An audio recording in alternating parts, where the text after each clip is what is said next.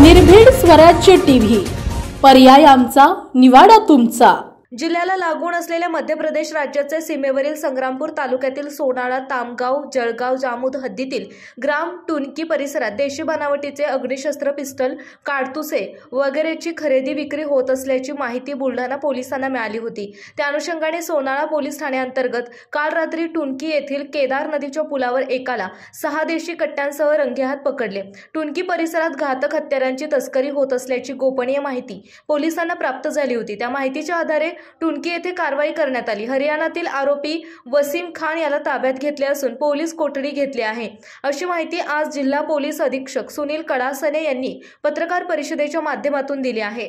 लोकसभेच्या निवडणुका येऊ घातल्यात, त्याचप्रमाणे राज्यामध्ये तसं देशामध्ये असलेलं जे सामाजिक वातावरण आहे, धार्मिक वातावरण आहे, वेगवेगळ्या घटना कुठे कुठे घडत असतात, त्या अनुषंगाने इंटेलिजन्स काढून काही घटना घडू नयेत यासाठी जी कारवाई करायची असते त्याच्यामध्ये सर्व्हेलन्स ठेवून आम्ही काम करत असताना काल सोनाळा पोलीस स्टेशनच्या हद्दीमध्ये टुनकी गावामध्ये एक इन्फॉर्मेशन मिळाली आम्हाला की काही वेपन्स तिथून स्मगल होणार आहेत।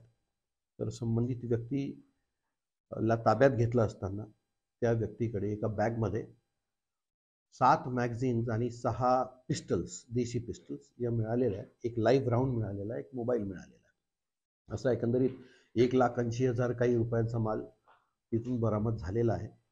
सदरची व्यक्ती ही बाहेर राज्यातली आहे आणि सोनाळा टुनकी हा भाग जो आहे हा MP ला ॲडजस्टंट आहे, मध्य प्रदेशला। तर काही वेपन्स तिथे बनवून त्या भागामधून वेपन्स आपल्या एरियामध्ये येतात, कारण की तिथून जवळ भुसावळ किंवा अकोला किंवा हायवे आहे, नॅशनल हायवे आग्रा रोड, तिथून ट्रान्सपोर्टेशनसाठी या गोष्टी कदाचित सोयीस्कर पडत असतील, म्हणून इथून अशा प्रकारचा हा व्यवहार होत असल्याचं लक्षात आलेलं आहे। यापूर्वी देखील पोलिसांनी जळगाव, जामोद, तामगाव, संग्रामपूर आणि सोनाळा भागामधून अनेकदा वेपन्स सीज केलेले आहेत, केसेस केलेल्या आहेत आणि होऊ शकते की याचा वापर इलेक्शन्स आहेत, काही क्रिमिनल गँग्स आहेत देशभरामध्ये, त्याच्यानंतर अजून एखाद्या कारवाईला इफेक्ट देण्यासाठी, अंजाम देण्यासाठी याचा वापर करण्याची शक्यता असावी किंवा व्यापार म्हणून विकण्याचं त्यांचं प्लॅनिंग असावं।